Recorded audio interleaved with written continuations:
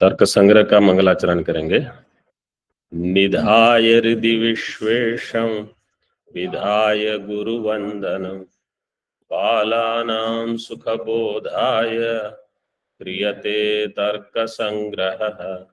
शंकरं शंकराचार्यं केशवं बादरायणं सूत्रभाष्यकृतौ वन्दे भगवन्तौ पुनः पुनः। ईश्वरो गुरुरात्मेति मूर्तिभेदविभागिने व्योमवद्व्याप्तदेहाय दक्षिणामूर्तये नमः। ओम शांति शांति शांति।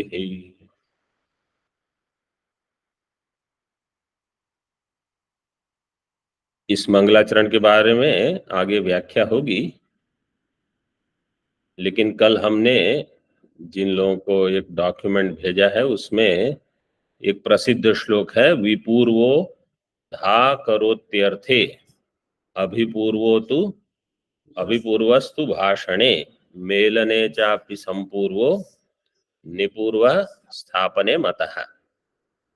तो इस श्लोक में निधाय और विधाय दो शब्द दिए हैं। इसके लिए ये श्लोक जो है प्रसिद्ध है।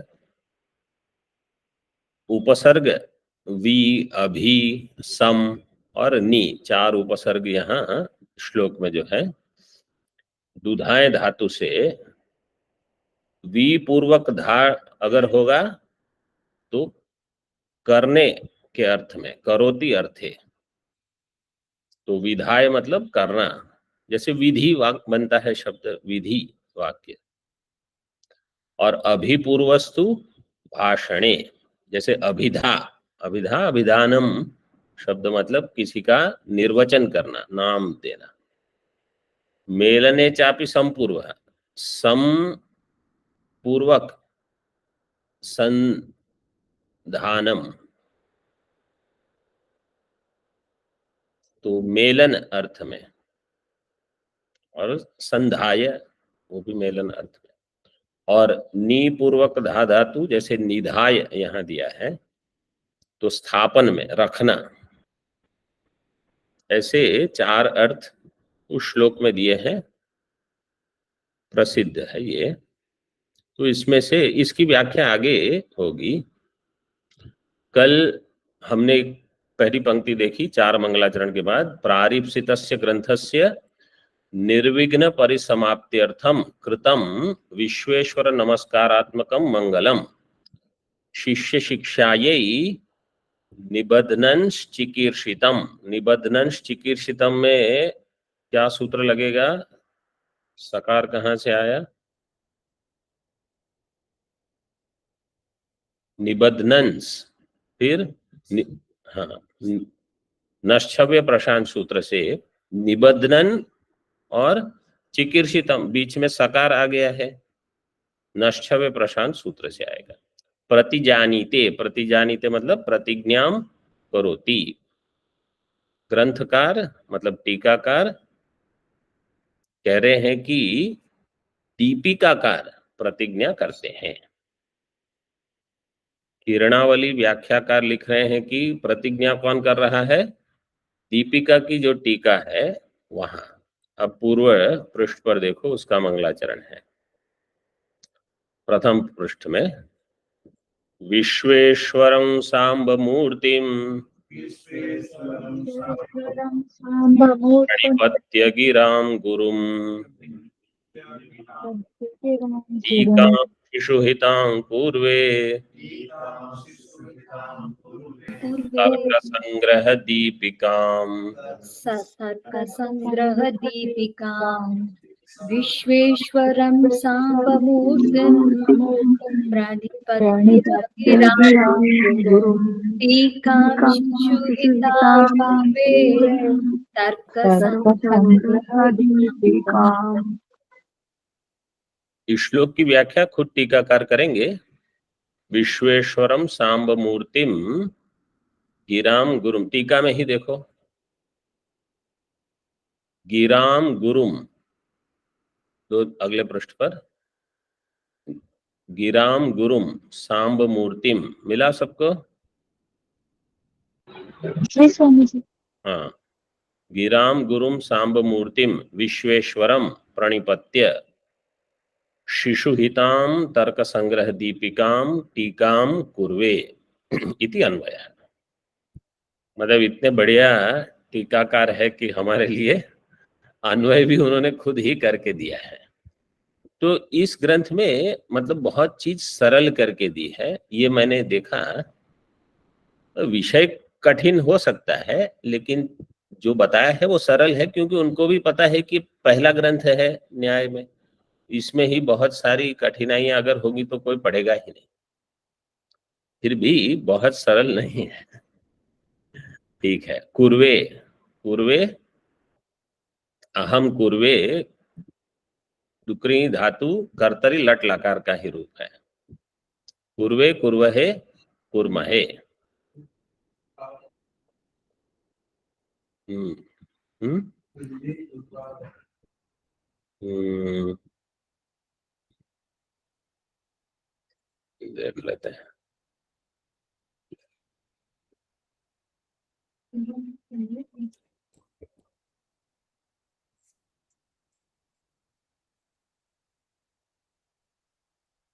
कुर्वे कुर्वा वह, कुर्वे कुर्वहे कुर्महे दिया है, कर्तरी लट आत्मने पद में।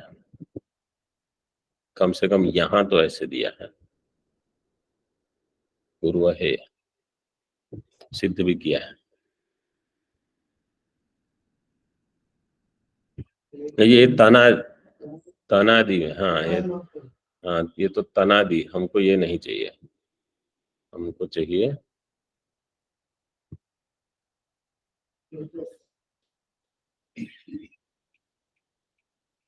तनादि का ही लेंगे।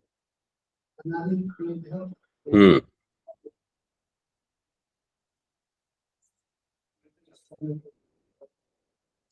पूर्वे इति अन्वय है। तो मैं टीका कर रहा हूं। कौन सी टीका है? तर्क संग्रह दीपिकाम, तर्क संग्रह से, दीपिका मतलब प्रकाशिकाम, जो दीप तर्क संग्रह का प्रकाशन करेगी, ऐसी टीका। गिराम गुरुम सांब मूर्तिम विश्वेश्वरम प्रणिपत्य। अब ये सबका अर्थ बता रहे हैं, और किस लिए कर रहे हैं? शिशु हिताम, ये भी, इसका भी अर्थ बताएंगे, टीका में ही देखते रहिए। तर्क संग्रहस्य दीपिकायाश्च रचयिता श्रीमद अन्नम भट्ट एव इति बोध्यम। सबसे पहले ये बता रहे हैं कि तर्क संग्रह के रचयिता और दीपिका टीका के रचयिता अन्नम भट्ट ही है। मतलब जो मूल ग्रंथकार है उन्होंने दीपिका टीका लिखी है। तो मतलब वो जानते हैं कि उनका उद्देश्य क्या था जब उन्होंने मूल ग्रंथ की रचना की। तो ये टीका अधिक हृदय स्पर्शी मिलेगी, इति बोध्यम। गिराम का अर्थ देखो क्या किया है, निखिल विविध विद्यानाम। गिरा का अर्थ है वैसे तो केवल शब्द मात्र अथवा श्रुति, यहाँ निखिल और विविध दो विशेषण दिए विद्या के लिए। निखिल का अर्थ है समस्त, सारी, और विविध का अर्थ है अलग अलग विषयों की। जैसे छांदोग्य सप्तम अध्याय में आता है, नारद जी ने कहा मैं तर्क विद्या, क्षत्र विद्या, नक्षत्र विद्या, भूत विद्या, ये विद्या वो विद्या, बहुत सारी विद्याएं जानता हूँ, व्याकरण विद्या, न्याय विद्या, सांख्य विद्या, वेदांत, सारी विद्याओं का, और सारी समस्त, समस्त मतलब पूरे का पूरा व्याकरण, पूरा न्याय, पूरा वेदांत, सांख्य और अन्य विद्याएं, सभी विद्याओं की जो गुरु है, गिराम गुरुम उपदेष्टारम। निधये सर्व विद्यानाम भिषजे भवरोग, तो वहां सर्व विद्यानाम एक शब्द दिया है। निखिल विविध विद्यानाम गिराम गुरुम उपदेष्टारम। सांब मूर्तिम, उसको वहां शब्द ठीक नहीं होगा, तो सांब मु आवश्यक है, सांब मूर्तिम। सांबरती इतना ही दिया है ना, हाँ, सांब मूर्तिम। अब सांब मूर्ति शब्द का देखो अर्थ बताते हैं। अंबया सहिता सांबा। अंबा शब्द देवी अथवा मातृ रूप में है। यहां अंबा शब्द लक्ष्मी, जैसे भगवत गीता में भी अंब त्वाम अनुसंदधामि, उसको भी अंबा कहा है। यहां अंब शब्द लक्ष्मी के लिए है। सांबा, सा अंबा मतलब अंबया सहिता, अंबा के सहित। सांबा मूर्तिर्यस्य सह सांब मूर्ति ही। देखो समास का विग्रह भी दे दिया है। सांबा मूर्तिर्यस्य सह सांब मूर्ति ही तम सांबम, और तम सांब मूर्तिम ऐसा होना चाहिए।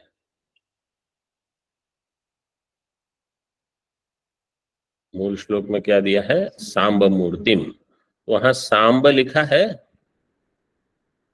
सांबम सांब मूर्तिम होना चाहिए। सांबा मूर्ति यस्य सह सांब मूर्ति ही तम हो जाएगा तो सांब मूर्तिम। अंबा का अर्थ है जगत पालन कर्त्री, माता लक्ष्मी ही। कोई पूछेगा अंबा से तो प्रसिद्ध है पार्वती जी का नाम ज्यादा, लक्ष्मी अर्थ क्यों कहा, क्योंकि स्वामी नारायण है वहां देवता का, इसलिए लक्ष्मी, नारायण के साथ लक्ष्मी। हाँ, इसलिए वहाँ पे भगवान यहाँ नारायण और माता लक्ष्मी, हाँ। उनका नाम ही वल्लभ है, वो भी आचार्य है, जैसे शंकराचार्य। अंबा जगत पालन कर्त्री, माता लक्ष्मी ही। जो जगत का पालन करने वाली है वो माता लक्ष्मी ही, वो अंबा है। मूर्ति ही का अर्थ है दिव्य साकार विग्रह। साकार विग्रह जो कि दिव्य है, मतलब लौकिक नहीं है, अलौकिक है। ये जितने विशिष्टाद्वैत आदि वेदांत के संप्रदाय हैं, अद्वैत को छोड़ के, उन सब में ये इनकी समझ है कि जो भगवान का रूप है, भगवान के अलंकार है, भगवान का अस्त्र वगैरह है, उनका धाम है, ये सारे के सारे दिव्य हैं। दिव्य मतलब अलौकिक। अलौकिक का अर्थ क्या है कि जब प्रलय होगा तो इनको कुछ नहीं होगा, उनके पार्षद भी नहीं, तो भगवान अकेले रह जाएंगे तो भगवान की सेवा कौन करेगा। तो उनका धाम रहेगा, उनके अलंकार आयुध सब रहेंगे, बाकी सृष्टि का लय हो जाएगा। तो उनकी ये सभी की मान्यता है, जितने अद्वैत को छोड़ के जितनी परंपराएं हैं वेदांत में, सब में ये मानते हैं।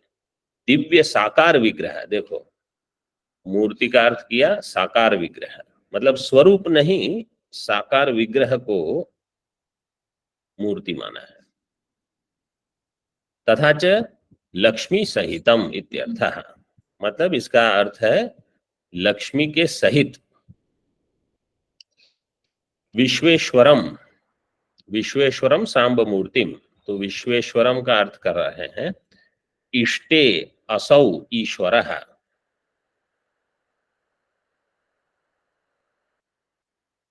जो परमात्मा इष्टे, इष्टे शब्द का अर्थ क्या होगा, जो सबका शासन करता है। जैसे ईशावास्यम शब्द है, वहां वही धातु का प्रयोग है, जो सबका शासन करने वाला है। शासनकर्ता ईश्वरः, कस्य, विश्वस्य, विश्वस्य ईश्वरो विश्वेश्वरः। समस्त विश्व के ये शासन करने वाले हैं। तम, तम विश्वेश्वरम, ये वहां अर्थ हो गया। अब उसका और एक अर्थ बताते हैं, जगताम सृष्टि स्थिति लय कर्तारम नारायणम इत्यर्थः। जगताम षष्ठी बहुवचन दिया है, मतलब जितने जगत की आप कल्पना करो, सभी जगतों के सृष्टि स्थिति लय करता है। एक वचन में भी काम हो जाता है, सबको हम जगत ही कहेंगे, लेकिन यहाँ बहुवचन शब्द दिया है। और शासन करना, उसका अर्थ है सृष्टि स्थिति लय, तीन। हम वेदांत में और भी एक दो चीज मानते हैं। एक है प्रवेश, परमात्मा ने सृष्टि करके फिर वहां प्रवेश भी किया है, तत्सृष्ट्वा तदेवानुप्राविशत। तो सृष्टि स्थिति लय प्रवेश, फिर आविर्भाव तिरोभाव, ये भी परमात्मा का लक्षण है, जिसको हम अवतार कहते हैं कि भगवान अवतार भी लेंगे। केवल सृष्टि स्थिति, मतलब स्थिति के लिए उनको अवतार लेना ही पड़ेगा, वहां बैठ के काम नहीं कर सकते हो। तो ये इसलिए अवतारवाद को स्वीकार किया है वेदांत में। जगताम सृष्टि स्थिति लय कर्तारम, इसी यही लक्षण ब्रह्म सूत्र में जन्माद्यस्य यतः, यतः का अर्थ है यस्मात्, अस्य का अर्थ है जगतः। जगतः। तो यहाँ जगताम दे दिया है बहुवचन, वहां जगतः एक वचन में है। और जन्मादि, जन्म स्थिति भंग, भाष्यकार ने वहां अर्थ किया है, यहाँ सृष्टि स्थिति लय। नारायणम,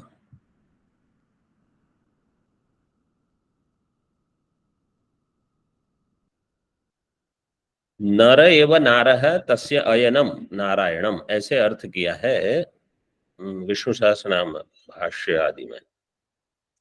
मतलब सभी का ये अंतिम गंतव्य स्थान है, सबका सबका शरण है ये नारायण। अन्य अर्थ भी है, चार पांच अर्थ तो मिल ही जाएंगे आपको। इत्यर्थः। अब आगे प्रणिपत्य श्लोक में दिया है, विश्वेश्वरम सांब मूर्तिम गिराम गुरुम प्रणिपत्य। प्रणिपत्य में धातु क्या होगी? पत धातु होगी। पत धातु से ल्यप प्रत्यय करोगे तो पत्य बनेगा शब्द। प्र और नी दो उपसर्ग बनेंगे, प्रकृष्ट और नितराम। प्रकृष्ट रूप से नितराम पत्य, फिर नी का नी कैसे हो जाएगा? नकार का नकार उससे तो नहीं होगा, क्योंकि वहां तो रसाभ्याम नोण समान पदे, ये तो समान पद नहीं है, वो तो एक पद हो, यहाँ एक पद नहीं है। लेकिन ये प्रयोग बहुत जगह होता है। यहाँ एक सूत्र लगेगा कृत्यचः। कृत्यचः में जितने कृदंत प्रत्यय है, जैसे यहाँ ल्यप प्रत्यय है, अन्य भी जितने प्रत्यय है, इन सभी में नकार का अणकार नित्य हो जाएगा। जैसे अन्य भी बहुत सारे इसके दृष्टांत हैं, जैसे निर्विण्ण, योगो निर्विण्ण चेतसा, वहां भी ऐसे हो जाएगा। फिर निर्माण, वहां भी हो जाएगा। निर्माण मोहा में नहीं हुआ, निर्माण मोहा नहीं है, निर्माण मोहा है। तो निर्माण लेकिन शब्द है स्वतंत्र, वहां हो जाता है प्रणिपत्य।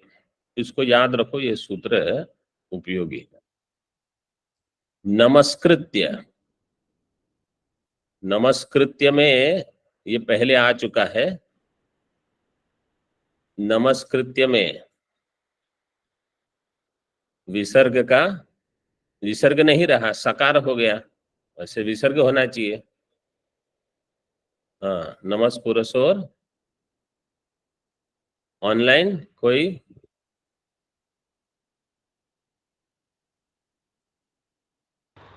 नमस्पुरसोर गत्योः। नमस्पुरसोर गत्योः।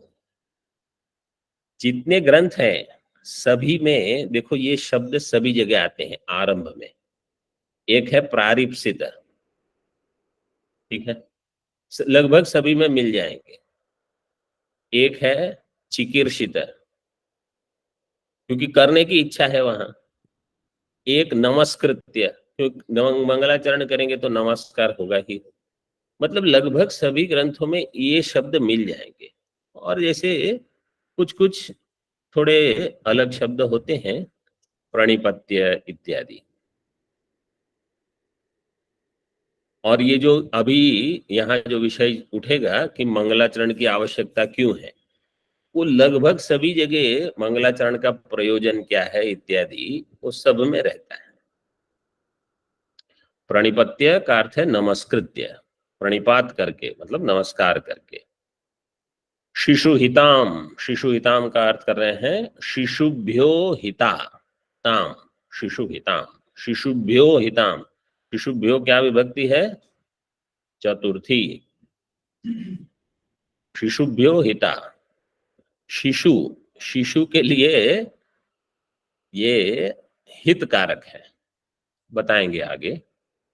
ताम, शिशु कौन है अब थोड़े आगे बताते हैं। न्याय शास्त्रे प्रवेश अभिलाषिणाम, जो न्याय शास्त्र में प्रवेश करने की अभिलाषा रखते हो वो है शिशु। यहाँ बालानाम,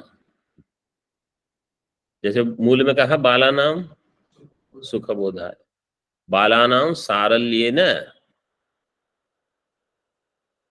बोधजनकतया हितकारिणीम इत्यर्थः। बालों के लिए सरलता से ज्ञान हो जाए, सरलतया बोधजनकतया, क्या है? सारल्येन बोधजनकतया, सरलता से ज्ञान हो जाए। तो ज्ञान तो कराना है लेकिन सरलता से हो जाए, इसलिए ये दीपिका की रचना की है। हितकारिणीम इत्यर्थः। तो हिता मतलब हिताम दिया है, शिशुभ्यो हिताम, हित मतलब हितकारिणी।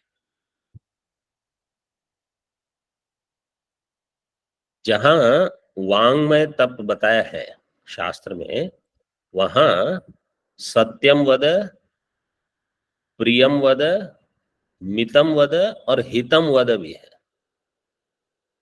आपको सत्य बोलना है, प्रिय बोलना है, मित बोलना, मित मतलब हाँ नाप के बोलो, आवश्यक नहीं है तो बिल्कुल मत बोलो, और जिनको बता रहे हो उनका हित हो, तो हितकारिणी।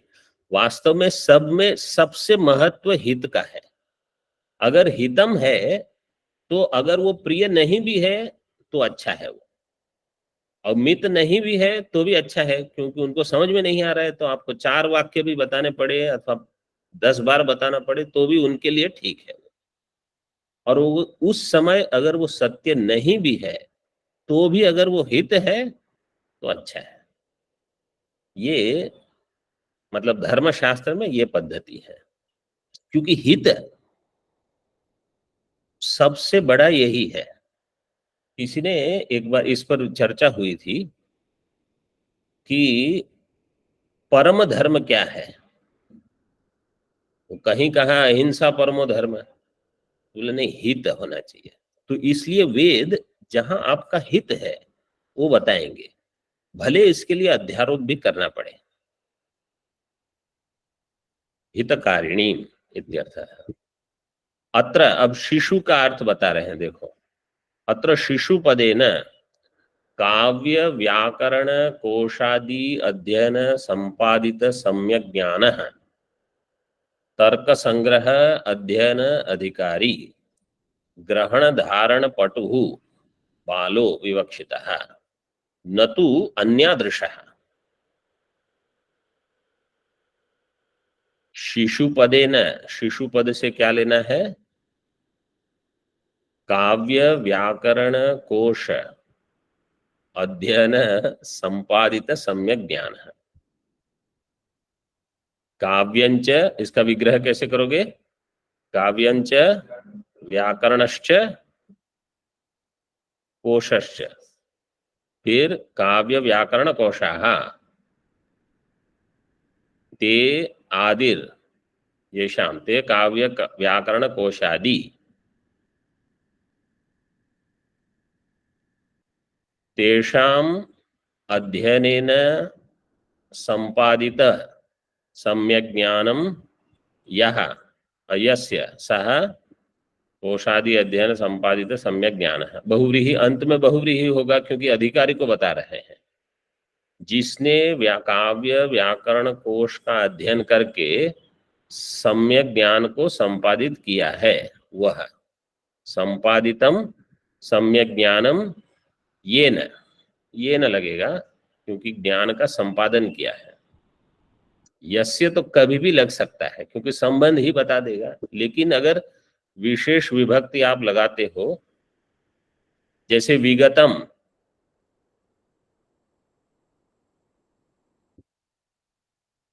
वीतराग अगर शब्द है तो उसका विग्रह कैसे होगा? वीतम यस्मात् करना पड़ेगा क्योंकि जिसमें से ये चला गया है, ऐसे। तो कहीं कहीं उस विभक्ति के विशिष्ट अर्थ से अर्थ और स्पष्ट हो जाता है। अब कोई कहेगा हमने तो ना काव्य पढ़े हैं, मतलब कविताएं पढ़ी थी स्कूल में, पाठशाला में, कोई काव्य का अर्थ यहाँ क्या है? रामायण। रामायण को ही महाकाव्य, वाल्मीकि जी का जो काव्य है उसी को काव्य शब्द से बताते हैं, मतलब जो पढ़ते रहते हैं वाल्मीकि रामायण। हाँ, अन्य अन्य भाषा के रामायण पढ़ने को उसको काव्य नहीं कहा गया है, मतलब जिनको इतना काव्य का ज्ञान है। फिर व्याकरण भी पढ़ा है, कोशादि तो कंठस्थ करते थे पहले, अमर कोश इत्यादि। कोई कहेगा हमने तो इसमें से कुछ नहीं किया है, तो सबका थोड़ा थोड़ा ज्ञान है ना, बस बहुत है, हम आगे चलेंगे। फिर तो पहले ऐसी अपेक्षा रहती थी कि ये सब पढ़ के फिर वो तर्क पढ़ते थे। सम्यक ज्ञान, तर्क संग्रह अध्ययन अधिकारी, ये तर्क संग्रह के अध्ययन का अधिकारी है। और वो भी कैसा? ग्रहण धारण पटु, ग्रहण भी करना और धारण भी करना, मतलब अध्ययन करना और फिर जब आवश्यक हो तब वो स्फुरण हो जाए कि हाँ मुझे याद है, ये ऐसा है वैसा है। ऐसे ऐसा ना हो कि पढ़ तो लिया लेकिन जब कोई पूछेगा तो बोले अभी तो कुछ याद ही नहीं आ रहा है, ऐसा नहीं। उसको बाल कहा, बालो विवक्षितः, न तो अन्यादृश है। अन्यादृश मतलब शिशु शब्द साधारणतः कहाँ प्रयोग होता है? जो पदकृत्यम में दिया था, स्तनंद है, बोले वो नहीं, उसको नहीं लेना है यहाँ, स्तनंद है को नहीं लेना है, न तो अन्यादृश है। तर्क संग्रहस्य दीपिका ताम तर्क संग्रह पदार्थानाम प्रकाशिकाम। तर्क संग्रह शब्द की व्याख्या आगे होगी, इसलिए हम नहीं बता रहे हैं। जब दीपिका टीका चलेगी तो उस पर वो अर्थ बता दिया जाएगा। तर्क संग्रह से दीपिका ताम तर्क संग्रह दीपिकाम, तर्क संग्रह पदार्थानाम प्रकाशिकाम। तर्क संग्रह पदार्थ मतलब तर्क संग्रस्थ पदार्थानाम प्रकाशिकाम। दीपिका नामनी टीकाम अहम अन्नम भट्टः कुर्वे इति शेषः। दीपिका नाम की जो टीका है वो अहम अन्नम भट्टः, मतलब अन्नम भट्ट खुद इसकी रचना कर रहे हैं, इति शेषः। ओम पूर्णमदः पूर्णमिदं पूर्णात् पूर्णमुदच्यते पूर्णस्य पूर्णमादाय पूर्णमेवावशिष्यते। ओम शांति शांति शांति। शंकरं शंकराचार्यं केशवं बादरायणं सूत्रभाष्यकृतौ वन्दे भगवन्तौ पुनः पुनः। ईश्वरो गुरुरात्मेति मूर्तिभेदविभागिने व्योमवद्व्याप्तदेहाय दक्षिणामूर्तये नमः। ओम शांति शांति शांति।